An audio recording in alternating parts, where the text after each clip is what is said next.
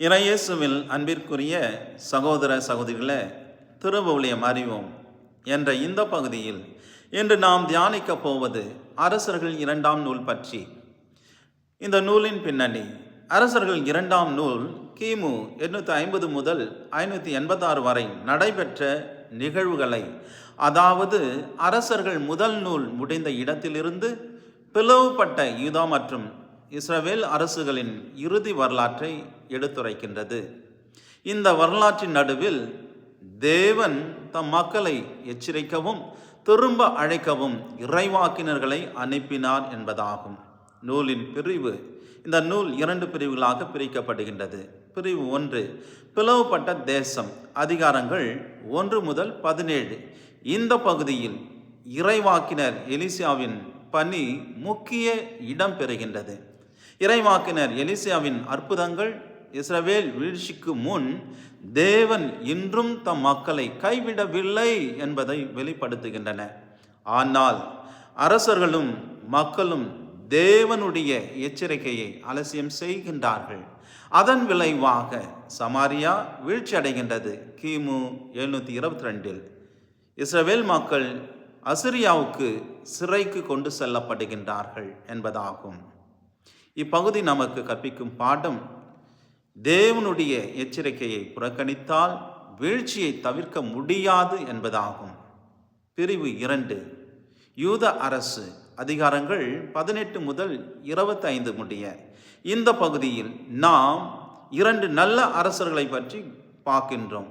அவர்கள் எசேக்கியா, தேவனை நம்பிய அரசர். மற்றொருவர் யோசியா, திருச்சட்டத்தை மீட்டெடுத்த அரசர் என்பவர்கள் ஆவார்கள். இவர்கள் காலத்தில் சீர்திருத்தமும் நம்பிக்கையும் மீண்டும் எழுந்தன என்பதாகும்.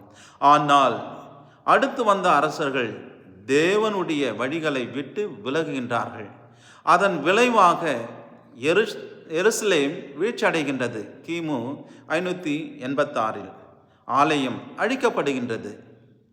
மக்கள் பாபிலோனுக்கு நாடு கடத்தப்படுகின்றார்கள். இந்த துயரத்தின் நடுவிலும் இந்த நூல் ஒரு ஆழமான நம்பிக்கையுடன் முடிகின்றது. யோயாக்கின் விடுதலை. அதன் மூலம் தேவன் சொல்வதாவது: தண்டனை இறுதி அல்ல, நம்பிக்கை வாழ்க்கையில் இருந்தால் மீட்பு உயிருடன் இருக்கிறது என்பதாகும். அரசர்கள் 2ஆம் நூலின் மைய செய்தி: தேவனை விட்டு விலகிய ஆட்சி நீடிக்காது என்பதாகும். மனம் மாறுதல் இல்லையெனில் வீழ்ச்சி வரும். ஆனால் தேவனுடைய கிருபை முழுமையாக ஒருபொழுதும் அணையாது என்பதாகும். ஆகவே அன்பர்களே, அரசர்கள் 2ஆம் நூல் ஒரு சோகமான வரலாற்றை மட்டும் எடுத்து சொல்லவில்லை.